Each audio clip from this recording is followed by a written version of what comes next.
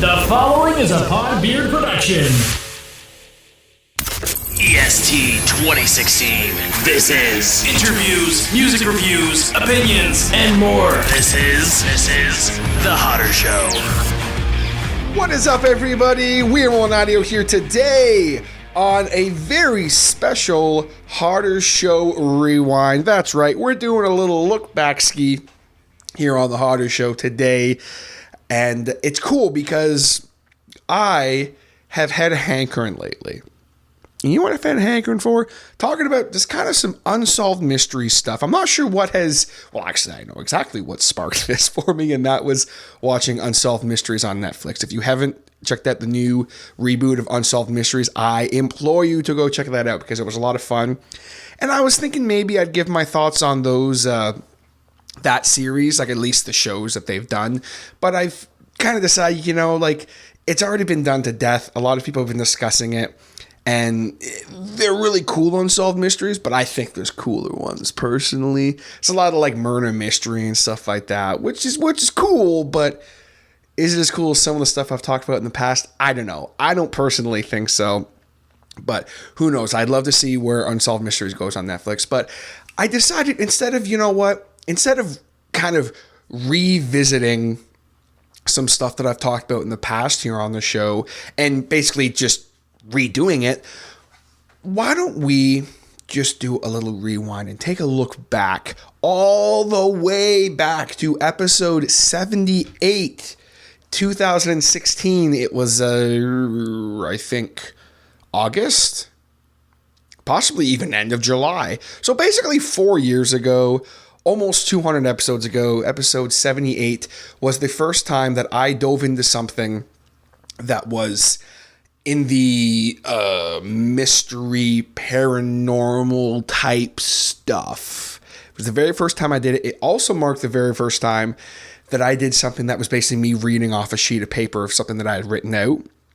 So it was kind of a really cool and fun episode. It also was the episode that got me a few new listeners. There's a lot of people who weren't really super interested in what I was doing, but they saw the Unsolved Mysteries thing and they were like, you know what, man, that's kind of cool. I want to check that out. So this was a really fun episode to go back and listen to. Also, again, as I always say on these Hodder Show Rewinds, it's fun to go back. I like to celebrate the history of the show because I have been doing the show for 4 years now, and I'm very proud of that. EST 2016, homie. And, there's some of you that are listening that have been with me for this long. So it's fun to go back and listen to how much I've grown as a podcaster and how much I've grown as a speaker, I guess, in a way. And just the way that I would say things and kind of get my thoughts out. I'm still very much the same, but I would like to think I've definitely improved quite a bit from this time frame. But either way, definitely fun to go back and listen to it. So I hope that you guys do enjoy it. Be sure to let me know what you think of some of these unsolved mysteries here. Just to name a few, there is kind of some more standardized ones that you guys will definitely recognize. But also, just name a couple that I do touch on. I do touch on the Voynich manuscript, which is kind of a cool thing. The ghost boats to Japan, the Roanoke colony, and then probably one of my personal favorites, the Daltov Pass incident. And as well as a few cool ones hidden in there as well. And then a couple kind of boring ones, to be honest with you. I got to talk about like Stonehedge. And then I talk about Bigfoot. And you can even hear my voice. I was just like, oh, these are lame. But yeah, like some of them though, they're pretty cool. I was very proud of this episode when it was released. I'm still very proud of it. I'm very proud of how far I've come in this show. And I hope you guys can appreciate that. I hope that you have fun on this rewind here today. And again, like I said, please be sure to hit me up if you have any thoughts on any of the unsolved mysteries that I talk about here today. If you have any info on them or anything like that, I would love to hear from you guys on that. Now, of course, before we jump into it, I want to give a big shout out to everybody who bought a t-shirt. The t-shirts are coming. The pre-order is in. And if you still want a t-shirt, if you missed this pre-order, don't worry. Hit me up. Let me know. We will get you set up with a t-shirt as soon as possible. We'll make it happen for you. And of course, I want to thank everybody for their support on last week's episode of the show, my chat with Justin from The Corporate Life. That was a lot of fun. And as well, I want to give a humongous shout out to my Patreon supporters, Scott and Will. I thank you guys very, very much for all of your support, my hotheads, my Patreon supporters. Be sure to check out patreon.com/The Hodder Show if you want to check that out and join in. But without further ado, we are going to jump into this Hodder Show Rewind. So sit back, relax, and let's go back over almost 4 years ago now, almost 200 episodes ago, to episode 78 of The Hodder Show on this Unsolved Mysteries Rewind. Let's go back in time. Alright, so we're talking Unsolved Mysteries today, gang. I definitely think this is a very interesting topic. I've never really talked about anything like this before on the podcast, and I think this is pretty interesting. I'm into this kind of stuff. I don't really like the freaky shit that makes me think too hard, because just to me, that's not as interesting. It's things that just seem like they should be very easily explained, but just can't seem to be. All of these stories and things I'm going to talk about today do not have any kind of official story. There's tons of theories and that kind of thing. I don't necessarily go into the theories or anything. I maybe talk about just what I'm going to do is talk about each event or item or whatever, kind of give a little brief history and blurb about it, and then talk about what I think about the whole thing. So definitely it's interesting.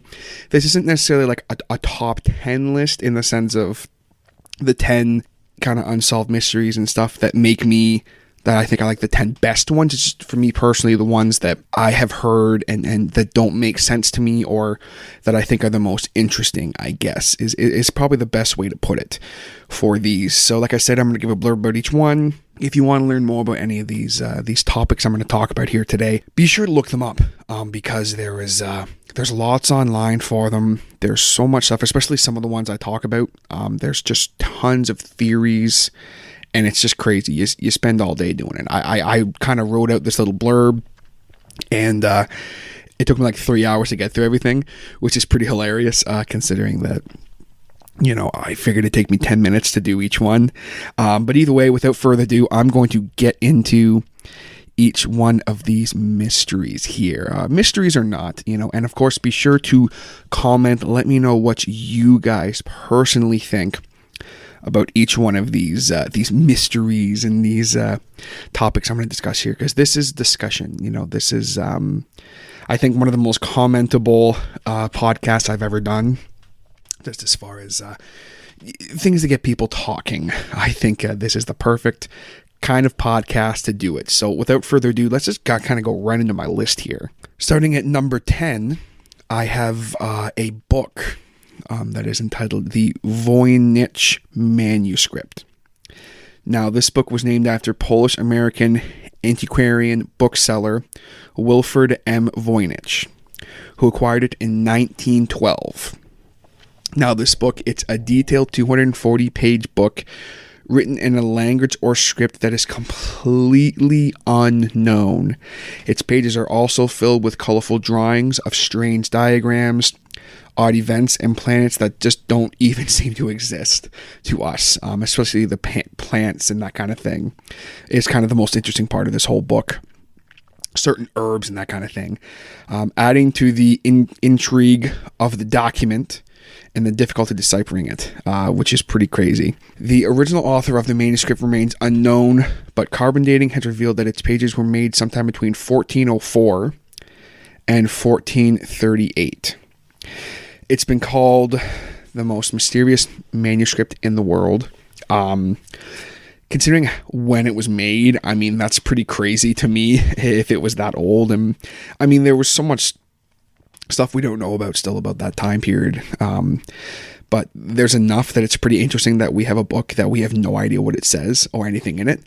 But some of the theories about the origin and nature of the manuscript, some believe that it was meant to be kind of like a pharmaceutical type thing, as it seems to be addressing kind of modern medicine, early modern medicine in the medieval times and that kind of thing. Many of the pictures of herbs and plants hint that it may have been some kind of textbook for an alchemist. That seems the most likely to me. That's probably most likely what it is.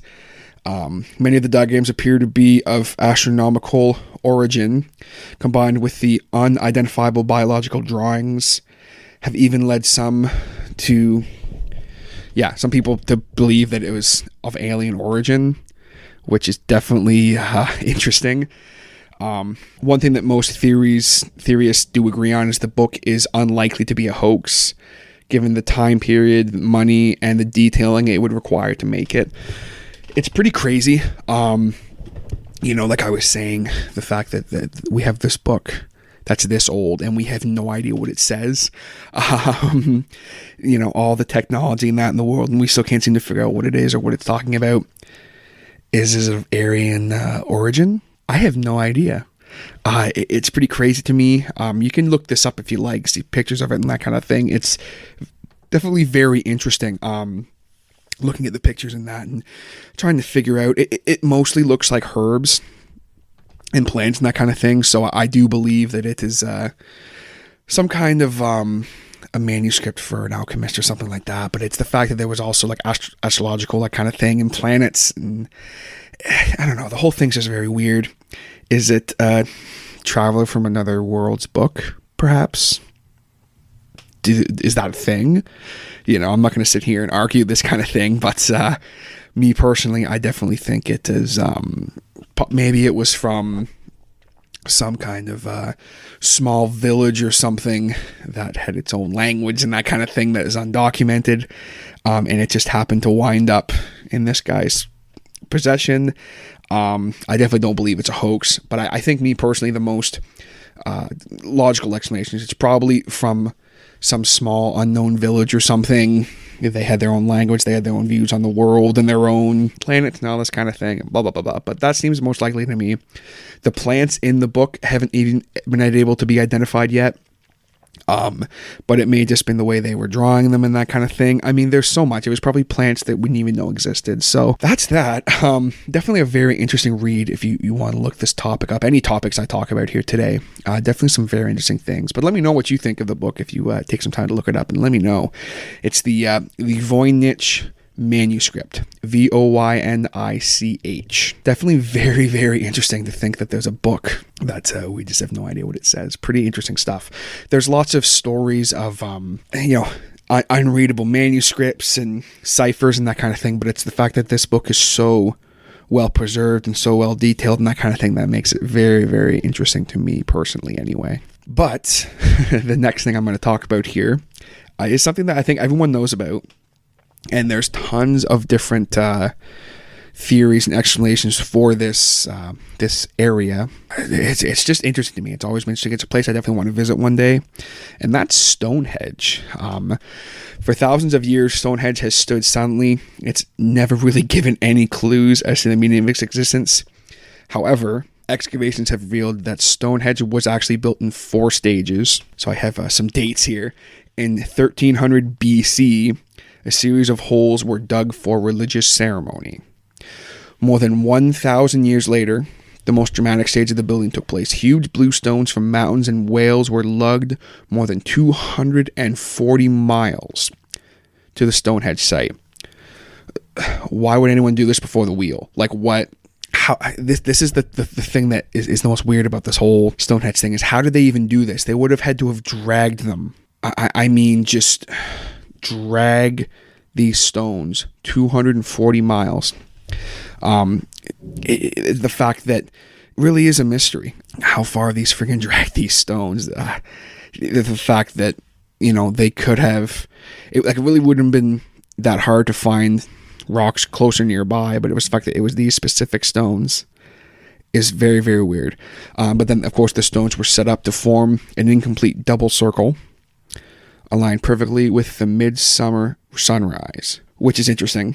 The third stage in 2000 BC saw the arrival of more stones transported by land from the Morborough Downs some 25 miles away. Finally, another 500 years and numerous generations had passed, someone felt the need to rearrange the massive Welsh blue stones into the familiar horseshoe and circle we see today. Definitely very interesting. It's one of the most famous landmarks in the UK, Stonehenge. It's regarded as like a cultural icon at this point. It's protected by it's been protected as an ancient monument for quite a long time now. The site and its surroundings are actually owned by the Crown. Maybe we'll never really know what exactly could have been. Me personally, something like this, I mean, it was probably some kind of a burial ground, for religious burial ground or that kind of thing. Deposits containing human bone date from as early as 3000 BC, when the ditch and bank were first dug, and continued for at least another 500 years. So at some point, I feel that it was definitely a burial ground of some kind. And then, maybe they put up these religious stones that they thought were of whatever the frig, and they built a temple around it maybe, and then over time did it decay? I have no idea. It seems that it was definitely a burial ground of some point. Why were there all these stones set up? How the hell did they drag those stones 240 miles without wheels? It's just it really makes you think, kind of similar to the pyramids in that regard. How the hell did they do that in this time period? I have no idea. Maybe it's more, there are some crazy theories of, aliens came with their ships and they lifted the stones up and all this kind of bullshit. But personally, I think it was, definitely some kind of a burial ground and just some very determined people who had nothing better to do with their time. So that's, I guess we'll call it that. As always, let me know what you guys think of Stonehenge. If you have any more information, I couldn't find a whole lot on Stonehenge. Just a lot of kind of legal BS of who owns it and blah, blah, blah, blah. And nothing really that was that interesting. Just a lot of crazy fan theories. Some people have said it was like, it's a highly religious spot, and that, like, I read one theory. I should have saved the bookmark, but it was like some people say that's like a portal to like the afterlife or something. Just some weird stuff like that. But definitely some kind of a burial ground, and who knows? Maybe one day we will discover what exactly Stonehenge is and what exactly its purpose is. But until then, we will move on with my list here. Now, getting a little interesting now. I know the last two were a book and Stonehenge. I'm sure some people are already going, what the hell, TJ? We thought you were going to talk about something interesting. Well, I have something that is pretty interesting. I was definitely able to find a lot more out on this particular topic, and that is Jack the Ripper, probably the oldest unsolved murderer. Jack the Ripper is the best known name given to an unidentified serial killer, generally believed to have been active in the largely impoverished areas in and around the Whitechapel district in London in 1888. The name Jack the Ripper originated in a letter written by someone claiming to be the murderer that had heard the name in the media. The letter is widely believed to have been a hoax, and many people wrote letters and that kind of thing. There was hundreds and hundreds of letters. So obviously, as the murders kind of got more popular, more people were writing and claiming to be Jack the Ripper. He was also called the Whitechapel Murderer, obviously, as well as Leather Apron within the criminal case files. So that's definitely very interesting for Jack the Ripper there. Attacks ascribed to Jack the Ripper typically involved female prostitutes who lived and worked in the slums of the East End of England, whose throats were cut prior to abdominal mutilation. The removal of internal organs from at least 3 of the victims led to proposals that the killer had some anatomical or surgical knowledge. Rumors that the murders were connected infested in September and October in 1888, and letters were received by media outlets in Scotland Yard from writer or writers perpetrating to be the murderer. The From Hell letter received by George Lusk of the Whitechapel Vigilance Committee included half of a preserved human kidney taken from one of the victims. So basically, after a while, the public just began to call this guy Jack the Ripper, mainly because it was just these brutal murders that he would commit, and because the media, just the way the media was treating him, that kind of thing. But that letter, the From Hell letter, there's tons of letters that I found online and that kind of thing, but I find this one the most interesting and kind of the most messed up. The letter is, there's a lot of spelling errors and grammatical errors and that kind of thing, which leads obviously to believe that he was not very well educated, if this is a letter from Jack the Ripper.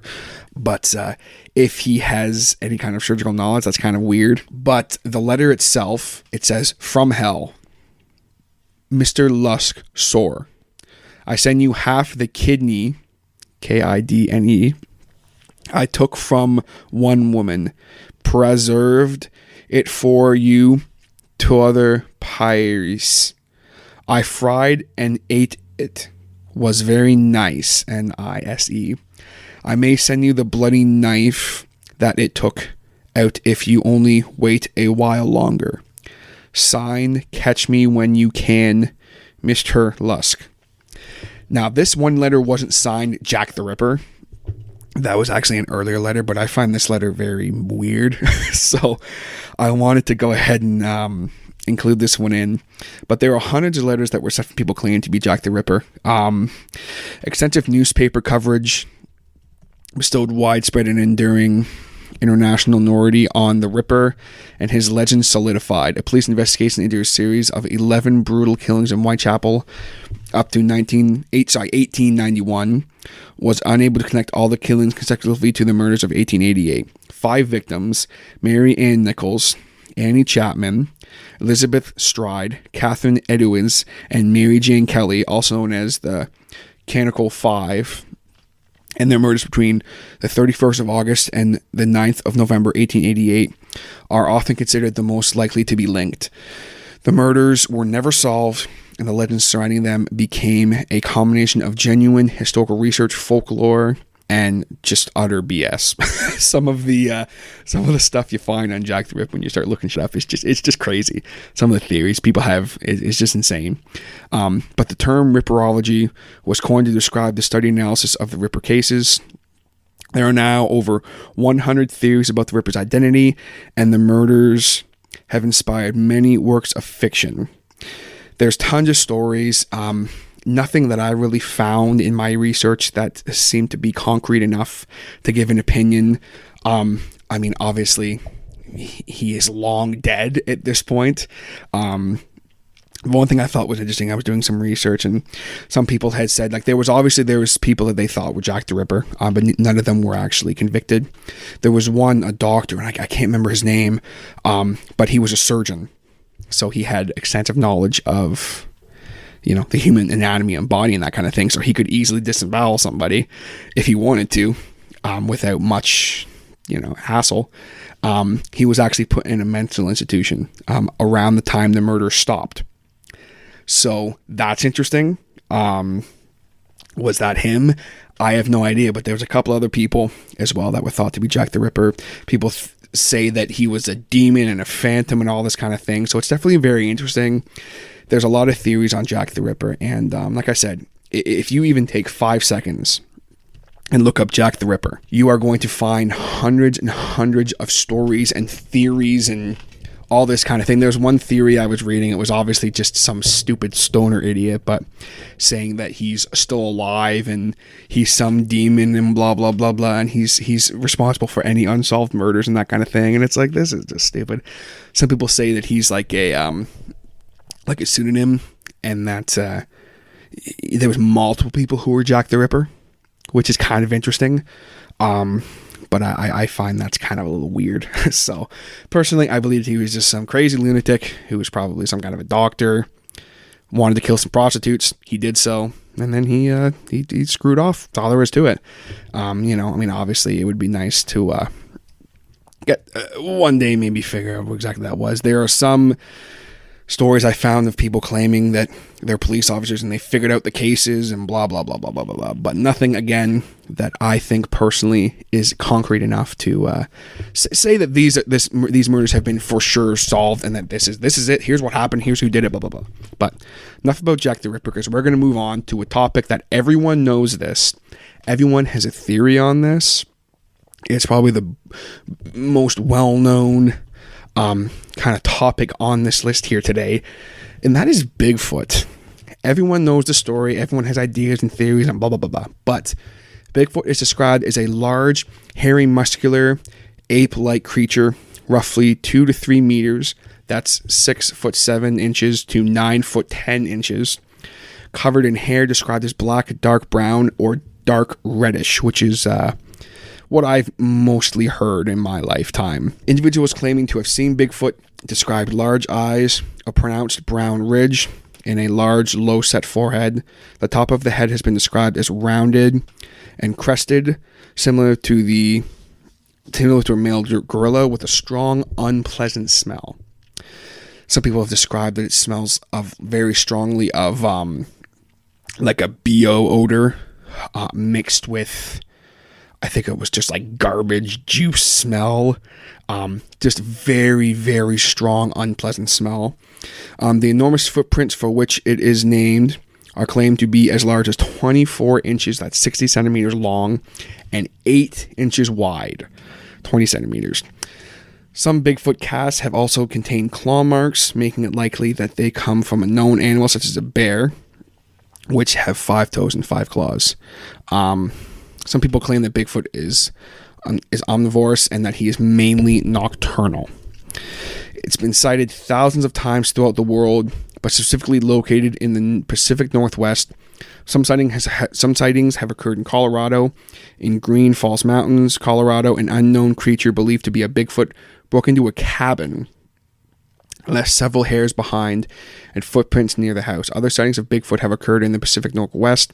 An Army National Guard Sergeant Todd Neese claimed that in 1993 he saw 3 Bigfoot-type creatures in Oregon. Which, I mean, Army General Guard dude, why would he lie about that? I don't know, that seems a little weird. But this story is actually interesting. A prospector named Elmer Frombach was in a forest near Seattle, Washington, when a black hairy mass, which he believed was Bigfoot, began chasing him. Elmer was able to barely escape from the creature. However, some skeptics aren't convinced and want to see real proof of Bigfoot. Me personally, that story, it's interesting, but it was probably a bear or something. I mean, logically speaking, if he didn't get a good look at it, because he was running away from it, trying to escape with his life. No one is really certain if Bigfoot is real or not. There's hundreds of legends and that kind of thing. Everyone who has seen Bigfoot seems to have a different story. As far as his appearance, I think it's pretty interesting. But I mean, if Bigfoot was real, I think we would have found them by now. Or they. How come there are not big feet, so to speak, if there are multiple ones? Sometimes some of these people, what they saw, they claim like there was no way it was a bear. Could have been an escaped gorilla, maybe. Who knows? There's some theories I found of like people saying that they were just literally mountain people who, are just very hairy and don't bathe, so they stink, and they're very abnormally big people. There have been, counts of people dressing up as Bigfoot to scare people and that kind of thing. That famous photo of Bigfoot, everyone knows that one photo was a hoax because the guy admitted to it like 35 years later that he dressed up. So, I mean, a lot of theories, nothing, like I say, is concrete enough for me personally that lead to believe that Bigfoot is real. Until I would see it with my own eyes, I wouldn't believe it anyway. Like I say, is it some kind of an escaped gorilla? Maybe. Was it just a bear these people are seeing? Who knows? Was it a very smelly bear? Perhaps. If I was a black bear, I'd smell all the time. Who's going to care? So it's definitely interesting. I mean, you'll spend days going through all the shit there is on Bigfoot. So that's Bigfoot. Don't really have much else to say about it. If you guys have any theories, of course, be sure to let me know. Now, this next one, it's a short one, but I found this way too kind of weird and interesting to not include on my little list here, and that's ghost boats to Japan. Now, this has happened fairly recently. I know there's been reports of it this year as well, which I find very weird and very interesting. I think there's two very logical explanations for it that I found that seem the most likely, but I think it's still very interesting. And that's these mysterious ghost boats are wrecked wooden ships with decaying corpses on board, and they are washing up on the shores of Japan. Nearly a dozen boats carrying decomposing bodies were found off the country's northwest coast in just 1 month. Nearly a dozen boats with decaying bodies in 1 month. The Coast Guard said that in December, and that was of 2013, I believe. The first boat was found in October, and in November, officials discovered 10 bodies in 3 boats. Later, they found another boat with 6 skulls and a body that was nearly intact. So why were there skulls and a body? That's weird. Several signs point to North Korea. Most of the boats carried equipment and signs written in Korean, and one had a scrap of cloth resembling a torn bit of the North Korean flag. However, authorities have not been able to confirm their origin and why the people on board perished, which is very weird. More than 30 boats were found in 2015. There were 65 the year before and 80 in 2013. 80 of these boats were found in 2013. That is friggin' ridiculous. You know, some people believe that these boats may have been out in past tsunamis and that kind of thing, and they're just washing up now. Most people believe the most well-known thing is the fact that North Korea is crazy and they are literally sending friggin' like boats of their dead over to Japan to mess with them. Maybe that's why. Are these just simply fishing boats from North Korea that are being lost at sea and they're just happen to be showing up? I don't know. I find the one boat they found with a fully intact corpse and 6 skulls a little weird. That's why me personally, I believe it might be just a messed up message from North Korea. I don't know. I think it's very interesting. Definitely, I couldn't find a whole lot on it when I was looking it up. You know, some people believe it's a paranormal thing. Why are these people dying? Something's killing them. You know, another very well-known thing is the fact that there was a couple Japanese individuals who just believed that North Korea is sending these people out, you know, to catch fish, and if they don't catch a certain amount of fish or something, they aren't allowed entry back into the country, or something messed up like that, messed up North Korean shit. So that could be why. Maybe that's why they're all dying, because they're not catching any fish and they know they can't go home. Who knows? Definitely very interesting. I personally would love to know what the hell is going on there, but I definitely don't think it's anything like paranormal or anything like that. I think there's very logical explanations to it. Still very messed up though. Very messed up. Alright guys, just want to take a quick second here to give a big shout out to the first ever sponsor and big time supporter of the Hodder Show, my man Mr. Jason Reese over at Jaybird Digital Arts. Now what exactly does Jason do? Well, if you guys need any kind of logos, t-shirts, posters, album design, tickets, photo manipulation, you guys still with me? Advertising, business stationery, mailers, brochures, fine art, and literally anything else you can think of, Jaybird Digital Arts can create it. No project is just a generic template, and every single job is a new opportunity to create something unique. Jason's done all the Hodder Show logos, t-shirts, banners, and even a meme here and there, so I can promise you that you will love and be inspired by what Jason comes up with. You can find him on the web at www.jaybird, that's Jaybird, digitalarts.com. Or you can find him on Facebook under the Jaybird Digital Arts handle, as well as on Instagram. If you happen to use his services, be sure to let him know that TJ sent you.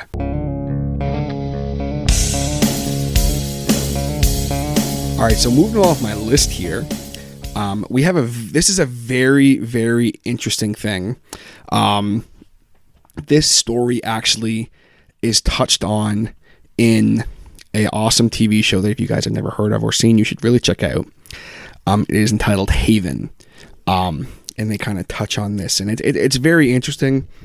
Another kind of some messed up stuff from way back in the day, and that is the Roanoke colony.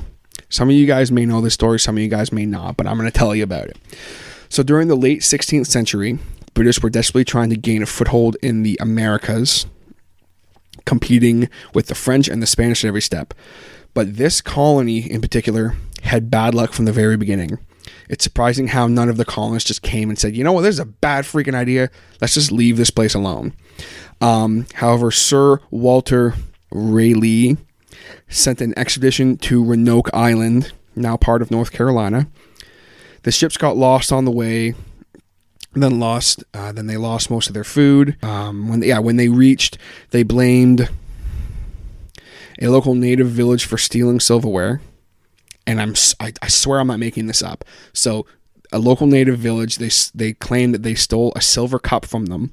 So they raided and burned it to the ground, the entire village, with the expedition leader needing to go back to England and get more supplies. Most of the colonists abandoned the colony at the first opportunity. And so then, of course, enter the second expedition, because Rayleigh, that is how to pronounce his name, he just was not easily deterred. So he sent a much larger expedition to join up with the remnants of Roanoke and set up a large colony. This is where things get very messed up and very, very weird very quickly. When they arrived, all they found was an empty colony and a skeleton. One skeleton. It turns out that if you sack and loot a village, natives don't like it very much, obviously. Understandably fearing for their lives, the new expedition leader, John White, he went back to England to get more soldiers to help defend the colony. He left his granddaughter, who was actually the first British born on American soil, and he went home. Sadly, he couldn't return for another 3 years due to a little thing called the Spanish Armada. When he did finally make it back, again, this gets really weird. Very, very, very fast. When he returned, the entire colony was abandoned, including his granddaughter, with no sign of struggle. It seemed as if everyone just packed up and left in an orderly fashion. The only clue was a carving on a tree saying Croatoan. Before White left, he told the colonists to draw a cross if they were ever forced to leave by force, and there was no cross anywhere. So one of three things happened. Either they all moved to a new place and got captured, or they tried to return to England in some small boats and they just did not make it. Or they all just died shortly after White left. The last one seems more likely. So it seems most likely that they had all died, but the whole Croatoan thing, what the hell is all that about? In the show, they talk about all this, and Croatoan being this like all-powerful being who can basically make people do whatever he wants on a whim. He can control them. So some people believe that he literally just came in and was like, so you guys are going to leave because you sacked this native village that I was very fond of. Very weird, very interesting stuff. What happened to these colonists, we really don't know. Still to this day, some people believe that they were forced out. I personally think it's most logical that they were forced out to probably leave and didn't have time to ride across, or they forgot to, or whatever the hell. And they just screwed off in their boats. They were much smaller ships, so they didn't make it across the sea, obviously. And that's probably most likely what happened. But the whole Croatoan thing was definitely very weird. I find it very disturbing in a way, because what the hell is that? What does that even mean?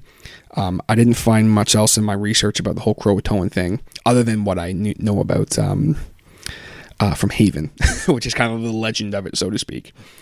So definitely very interesting stuff. I know a lot of people really enjoy this story. There's so many different theories about it and that kind of thing, but that's basically the gist of it. So definitely let me know what you thought happened.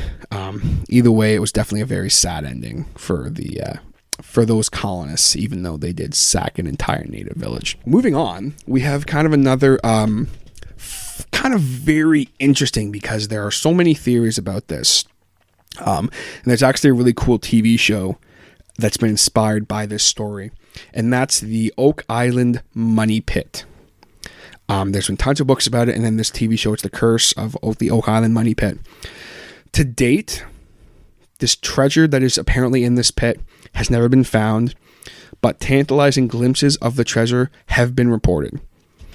And then I actually have some theories I kind of just jotted down real quick here. All of this stuff was found online, so if there's stuff you hear that you've read somewhere else or you read somewhere else, that's where it came from. Some of it I've kind of been putting in my own words and that kind of thing, but that's basically the gist of where this all is from. I have just compiled this in a list.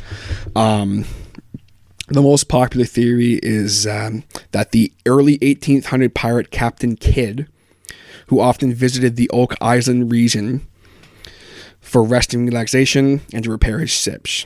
It seemed he had a habit of burying part of the treasure he had plundered far and wide. So it's very commonly thought that this is his treasure pit that he made. And he made it a very kind of messed up, screwed up contraption, which we'll get into in a little bit, but of exactly what this thing is. A strange theory that I found is that the crown jewels of France, which went missing in 1791, the jewels were smuggled to a place that was just north of Oak Island, and it was often attacked by British. So it's thought that maybe that the French actually buried it there themselves. Very interesting to think that this pit, it could be treasure from a pirate, it could be the French, who knows what it is. There's tons of other theories, none that really make enough sense to talk about, but I think the Captain Kidd theory is pretty friggin' well known. But as far as the actual pit, the excavation of this money pit has never been successful because of booby traps that protect it. In the 1860s, while excavating at the 90 feet level, the treasure hunters encountered soggy ground. Obviously, it was not too surprising because the pit was only 500 feet from the coastline, and high tide of the ocean was at the 32-foot level. At 93 feet, the water was more pronounced. At 98 feet, they struck an extra hard surface. They took the rest of the day off, and the next morning, they found the shaft of the pit filled with seawater to the 32-foot level. So basically, all that extra digging they did, they couldn't even do anything, so it was filled with water. We now know that the miners had inadvertently opened a series of channels to the beach, which was a booby trap, obviously, to protect the treasure. So there was a series of channels that would flood the tunnels when they get to a certain point. Many attempts have been made over the years to discover how the booby traps work. Coffer dams were built on the nearby beach, trying to stop the water flow, but it never ever seemed to work. In over 200 years that adventurers have searched for the money pit, for the treasure in the money pit, they have met oak log platforms every 10 feet to the 30-foot level. From there, a drill probe used in 1849 encountered multiple layers of charcoal, putty, and coconut fiber. At 98 feet, a spruce platform guarding two oak chests containing loose metal pieces was discovered. But the discoveries do not stop there. Continued drilling in 1897 found there were layers of wood and iron, then a 30-foot layer of blue clay. A hand-worked watertight mixture of clay, sand, and water. Then a 7-foot deep cement vault at 153 feet and an iron barrier at 171 feet. Early in the hunt of the Oak Island money pit treasure, an inscribed stone was found face down in the pit. There have been various interpretations made by what exactly it says, but the commonly known and viewed saying of this particular stone is 40 feet below 2 million pounds are buried. So that's interesting, the fact that they keep finding stuff. I mean, this is obviously a man-made pit. Everyone knows that. I haven't had a chance to watch the show. I feel like I'm going to because I'm really interested in this personally. The fact that it's Oak Island and Cape Breton is pretty funny to me. But two people currently own the island because it's privately owned and they're looking for it. So I mean, even to this day, this hunt for this treasure is still going. They're still digging, that kind of thing. Obviously, they still find booby traps is just not working out. The fact that it's been like 200 years and we still haven't figured it out yet is pretty crazy. But maybe we'll make it out. Maybe we'll figure it out one day, and in our lifetime, we'll be able to say, here's what's at the bottom of the money pit, and it's going to be nothing. They get all the way to the bottom. Let's say they make it all the way to the bottom of the pit, and they get in there, and there's nothing there. Wouldn't that just be the worst moment of your life? Like, you talk about disappointment. I mean, obviously, I want them to find something, and then it's interesting, and it's this crazy urban legend, and almost an urban legend at this point. Interesting, probably my favorite treasure story in the world. But we may never ever truly get to the bottom of this pit. Get it?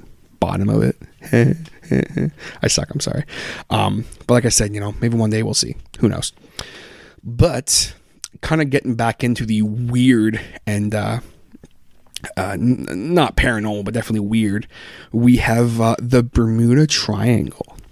Now, everyone knows about the Bermuda Triangle, but basically it's held responsible for the disappearance of countless airplanes and boats in the ocean between Florida, San Juan, and Bermuda. This area is one of the most heavily sailed and shipping lanes in the world, and vessels crossing through daily for ports in the Americas, Europe, and the Caribbean islands. So over the years, there's been a number of disappearances that happened in mysterious circumstances, some of which claim fall beyond the possibilities of human error, equipment failure, or natural disasters. Paranormal fans talk of a superstition of the laws of physics, of a suspension of the laws of physics, which is very, very weird. This story here, this is very weird to me. The first unexplained event occurred in the 1950s when the story of Flight 19 came to light, detailing a group of 5 U.S. Navy bombers on a training mission. The flight leader was reported to have said, "We are entering white water. Nothing seems right. We don't know where we are. The water is green, no white." So basically what happened with the story is, from what I can recall and from what I found, is they were on a training mission and they got lost. And they had said when one of them runs out of gas, they're all going to go in the water together. And then just nothing. There are no reports of anything, them not finding anything. So they were entering white water. Nothing seems right. We don't know where we are. The water is green, no white. Some Navy officials said the planes flew off to Mars, which is interesting. This always freaked me out as a kid, and it still does. What the hell happens in this area? If anything, is this a part of the earth that is haunted? Is it a portal to another dimension? Should we be freaked out? Maybe not. In my research, I found that if you take another patch of ocean with comparable sea and air traffic, the Bermuda Triangle is responsible for no more disappearances than any other. So it's not the amount, it's the way that they happen. And there are tons of stories of disappearances in the Bermuda Triangle, but I find the Flight 19 one the most interesting. The fact that it literally we're entering white water, no green, no white, we don't know where we are. Like that's freaky to me. But is it a logical explanation? Saying that, it's just human error and mechanical error or natural disasters that are causing these disappearances. That makes the most sense. Maybe not. Maybe there's a giant freaking kraken at the middle of it that randomly just hits shit out of the air and eats it. Who knows? I have no idea. But I think that maybe one day we'll figure it out. There's been countless TV shows and books explaining the Bermuda Triangle and that kind of thing, but nothing that's really concrete evidence over some of the disappearances that have happened. Because it just, I don't know. Maybe it's a portal to another universe. I have no idea, but I still find it very, very interesting. Me personally, just considering that, where all this technology we have and we still can't seem to figure out what goes on in this area when there are disappearances like this. So definitely very interesting. I know that people fly through the Bermuda Triangle every day, and there's no crazy disappearances, but the fact that there have been any at all is definitely very interesting to me. And as a child, it definitely always freaked me out. Now, here's something that is very modern. Very, very modern. It happened in our lifetime. We all know about it. It was a huge, tragic thing that happened, but it's still unexplained. Again, there are countless stories and fan theories and theories of what happened and that kind of thing, but still nothing that is concrete enough, in my humble, very humble, uneducated opinion, that makes sense as to what happened with this. And that is flight MH370, the Malaysia Airlines flight. So basically, here's the story. A scheduled international passenger flight operated by Malaysia Airlines disappeared on March 8, 2014 while flying from Kuala Lumar Per International Airport in Malaysia to Beijing Capital International Airport in China. The aircraft last made voice contact with air traffic control at 1:19 March 8th. When it was over the South China Sea, less than an hour after takeoff. It disappeared from air traffic controller's radar screens at 1:22. So that was literally a couple minutes later. It disappeared completely. The Malaysia military radar continued to track the aircraft as it deviated westwards from its planned flight path, crossed the Maluar Peninsula. It left the range of the Malaysia military scanner at 2:22. So that was an hour. Well over the Armadian Sea. 200 nautical miles northwest of Penga. A lot of places I don't know how to pronounce this. I don't know my geography very well. In northwestern Malaysia. The aircraft, which was a Boeing 777, was carrying 12 Malaysian crew members, 227 passengers from 15 nations.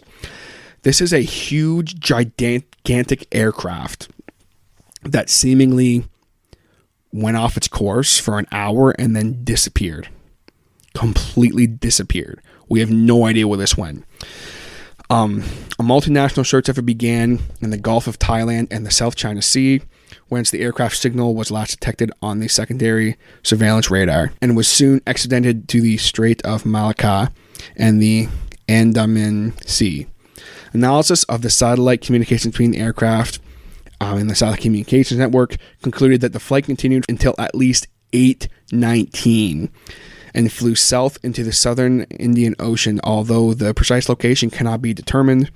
Australia took charge of the search on March 17th, when the search moved to the southern Indian Ocean. On March 24th, the Malaysian government noted that the final location determined by the satellite communication is far from any possible landing sites, and concluded that flight MH370 ended in the southern Indian Ocean. Current phase of the search, the largest and most expensive in aviation history, is a comprised survey of the seafloor about 1,800 kilometers southwest of Perth, Western Australia.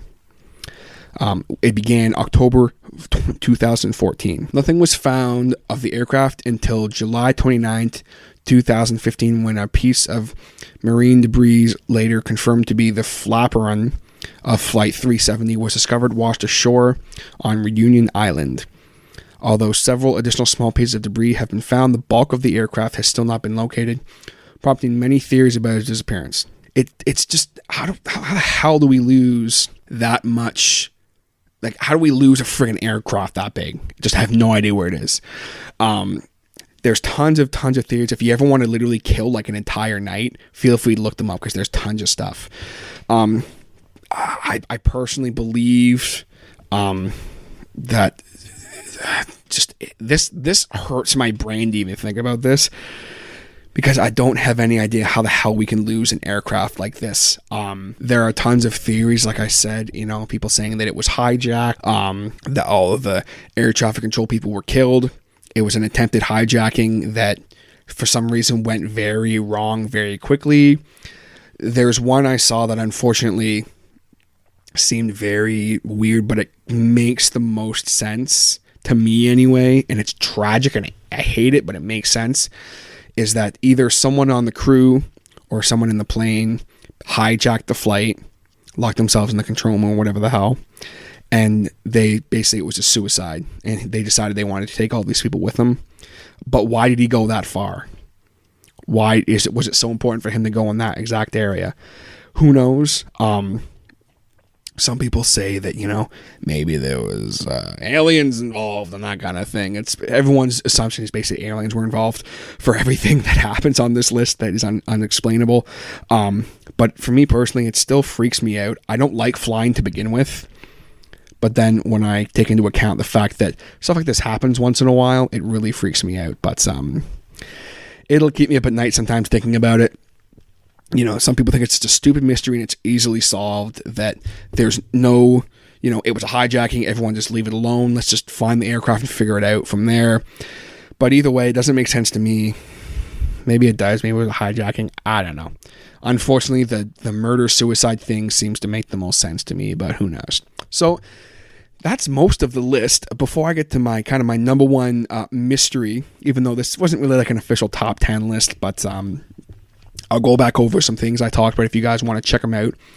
The first thing I talked about was the Voynich manuscript, which is that book that we have no idea what it says. Of course, we have Stonehedge. We had Jack the Ripper.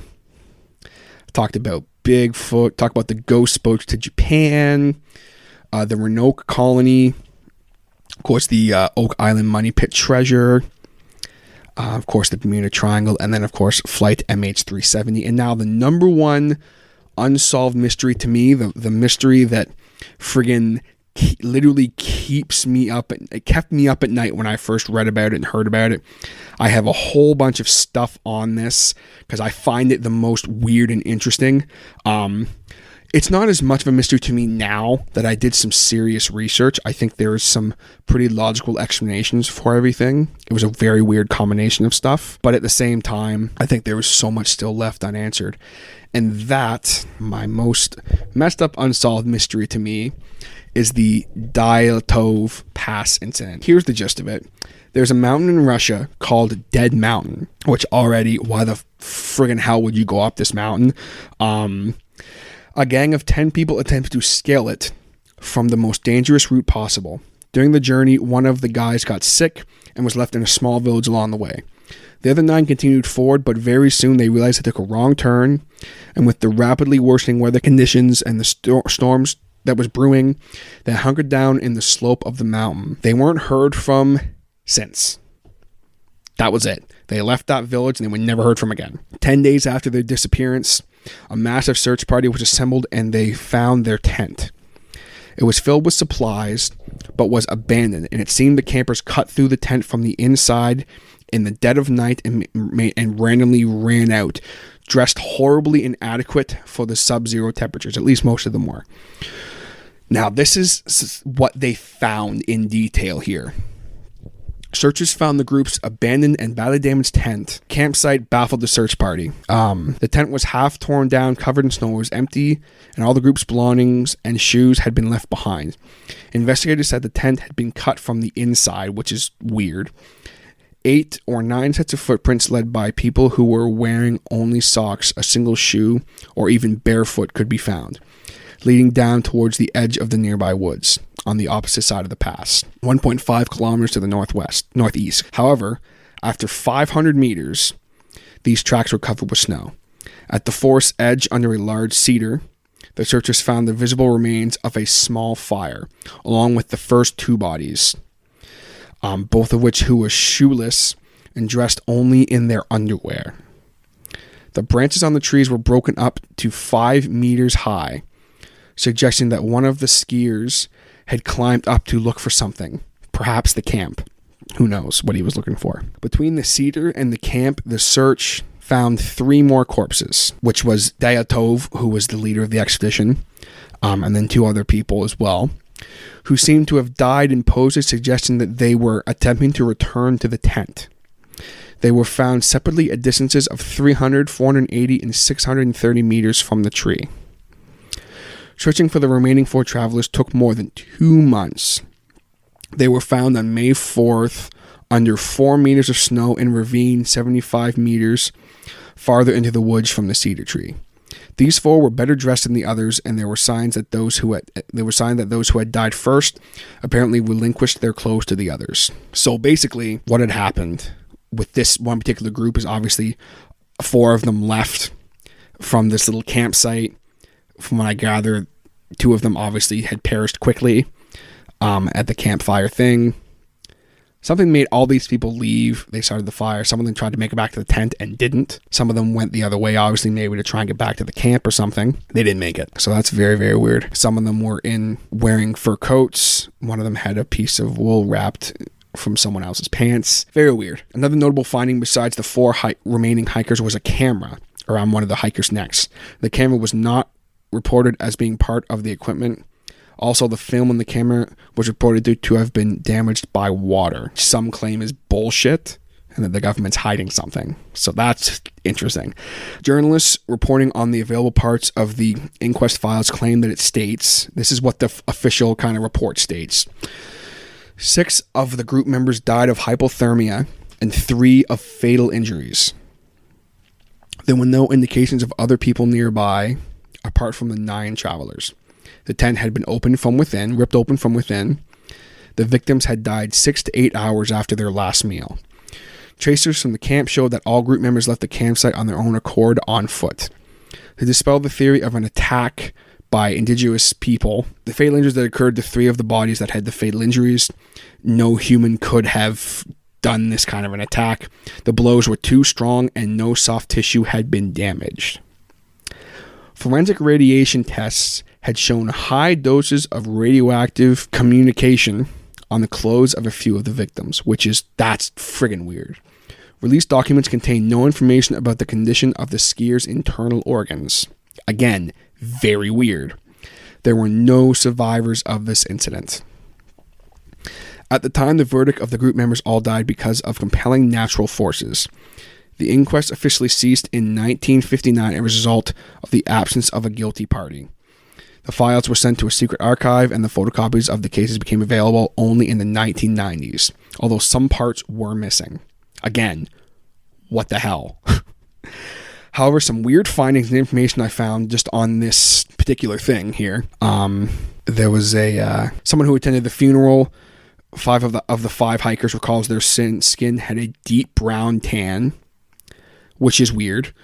Another group of hikers who was about 50 kilometers south from the incident, so they weren't really that close by, but they reported that they saw strange orange spheres in the night sky to the north on the night of the incident. Similar spheres were observed in adjacent areas during the period from February to March 1959 by various independent witnesses, so including the meteorologist service and the military. So that's weird.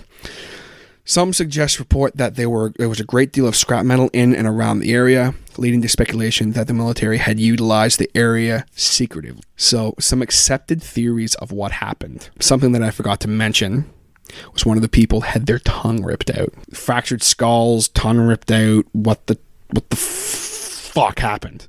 Okay? What happened in this situation? Well, here's some actual theories. The most commonly accepted one is kind of a combination of 2 that makes the most sense to me, but there's still some questions I have. The most common one is that it was an avalanche. The group woke up in a panic. They cut their way out of the tent because an avalanche had covered the entrance to their tent, or because they were scared that an avalanche was imminent. Better to have potentially repairable slit in the tent than risking being buried alive under tons of snow, obviously. They were poorly clothed because they had been sleeping. They ran to safety in the nearby woods. The trees would help slow oncoming snow. In the darkness, they got separated into 2 or 3 groups. One group made a fire, hence the burned hands, which I didn't realize that part till now. And the fireplace they found, obviously. Well, the others tried to return to the tent, recover their clothing, since the danger had apparently passed. But it was too cold, and they froze to death before they could locate their tent in the darkness. At some point, some of the clothes may have been recovered or swapped from the dead, which, I mean, really, that's not that weird. If you're in a situation like that and someone dies, I'd take their clothes too. But at any rate, the group of 4 whose bodies were most severely damaged were caught in an avalanche and buried under 13 feet of snow, more than enough to account for compelling natural force that the medical examiner had described. And then the one person's tongue was likely removed by scavengers, which apparently is ordinary. I don't know. That's friggin' weird to me, man. That's weird. Another kind of widely accepted thing, and kind of what makes the most sense to me is a mixture of these 2, the avalanche and then this. Science Times posted that the hiker's death was caused by hypothermia, which can induce a behavior known as paradoxal undressing, in which hypothermic subjects remove their clothes in response to the perceived feelings of burning warmth. The fact that 6 of the 9 hikers died of hypothermia is undisputed. So they definitely died of hypothermia. The hypothesis doesn't address why the hikers fled the tent in the first place, because the temperature inside the tent would not have been low enough to indicate this undressing. So, personally what I think is that maybe there was some kind of an avalanche. They ran out. Some of them not dressed. Some of them were dressed, obviously. They got separated in the night. Most of them died of hypothermia. Some of them fell into a ravine. The other ones, were buried in the rest of in another avalanche. That's what I accept now that happened. What I force myself to accept because I don't want to think about it anymore. But some more kind of more crazy things that does explain some of the weird findings was that there was some military testing being done in this area, and it was covered up because no one was supposed to be in this area, obviously, so that's why they covered it up. There are records of parachute mines being tested by the Russian military in that area around the time the hikers were there. Parachute mines detonate a meter or two before they hit the ground and produce similar damage to those experienced by the hikers. Heavy internal damage with very little external trauma. There were also glowing orbs reported in the sky in that general vicinity, as I mentioned earlier, possibly caused by such an ordnance. This theory uses animals to account for the missing nose, tongue, and the leg of a certain victim. See, there's more stuff that I'm finding as I'm reading here that just messes me up. The missing tongue, mainly. The missing nose is bullshit. I didn't read that anywhere else. And then other injuries. Some people believe that the bodies were moved, which is interesting. Photos of the tent show that it was apparently erected incorrectly, something that these experienced hikers are not likely to have done. So that's interesting. Maybe there was some kind of military testing. Some of them got injured. They fled. And then once it had stopped, maybe that's why the dude climbed the tree to see what was going on. They tried to make it back to their tent and they couldn't. That's why also there would be some radiation poisoning in them. Some, signs of radiation. That would make sense to me. Anyway, that makes sense. I don't know. Very weird stuff. But another theory that is the most far-fetched one, but it does actually make some some stuff makes sense more. The Discovery Channel did a special on the Russian Yeti. It extruded the cryptozoology theory that this group of Russians were killed by a Russian Yeti. Very, very messed up. But the injuries sustained by the skier were so grave and extraordinary that could have only been inflicted by an inhumanly strong creature. The show focuses on that person's missing tongue, claiming it must have been ripped out. As it happens, a tongue-eating Yeti is by far the least likely explanation. The missing parts aspect of this case is a familiar one to skeptics and has been invoked in countless other unsolved mysteries, tons of different stuff. But basically, if it was a Yeti who did this, I mean, that's still very weird. They fled the one person. But that's the thing that doesn't make sense about this theory, and this is why I'm just deducing it right now. If they had encountered a Yeti, they obviously, if they saw it, they probably photographed it. It was probably stalking them if this was the case. None of the skiers mentioned anything about it in their journals or anything. I guess they found their journals. They found nothing weird. One thing, however, that the episode does admit, and this doesn't necessarily prove that this is what it is. Apparently one of the skiers had written in their journal, "The snowman exists." Is that a thing? I don't know. I mean, there's some weird stuff with this story. I don't know what the friggin' hell is going on around here with this story. Like I said, me personally, I think that it was a mixture of an avalanche and the hypothermia theory does make sense. And then they're obviously them falling down a ravine or whatever. That is, they were probably making their way back down the mountain and falling in a ravine. That is what it is. That doesn't seem that weird to me. But what really messes me up is the fact that why is there radiation? That really messes me up. Some people say that it was probably used for testing that area and it was just remnants of the radiation. Maybe that's why. Why was the person's tongue ripped out? Is that normal? Are there animals that do that? Not from my research. I don't know. Maybe I'm crazy. Maybe it's nothing. Maybe it literally was a mixture of an avalanche and friggin' hypothermia. That makes the most sense to me. And that's what I want to tell myself happened. But then I think about the radiation and the tongue ripped out and I go, what the friggin' hell is going on? The fact that it is not fully opened, the case files and that kind of thing, is very weird. I know that there is an organization that is trying to help preserve the memories of these campers and of these skiers by trying to get everything open completely so that they can get all the details of what happened. But who knows? I sure as hell don't. I have no idea. But it just kind of still remains a bit of a mystery. Like most of the things on this list. I think there's a couple things that I talked about that we kind of deduced together in talking and with some of my findings. There's definitely some stuff that I think makes more sense to me now. There's still some stuff that I think is not unanswered at all. So be sure to let me know what you guys think. Be sure to let me know in the comments. Send me an email, hit me up on Facebook, whatever you think. I think this was a very interesting episode. I've definitely never done anything like this before, but I am interested in this kind of thing. So maybe I'll do something else like this again. Who knows? Let me know what you guys think. If you guys like these kind of me almost exploring topics like this, I think it's interesting. And if you have any theories, hit me up, please. I would love to hear them. You know I love to talk to you guys about anything. But that is going to do it for me today, guys. You are awesome. Thank you so much again for tuning in. And I will catch you guys next time on The Hodder Show. Take it easy.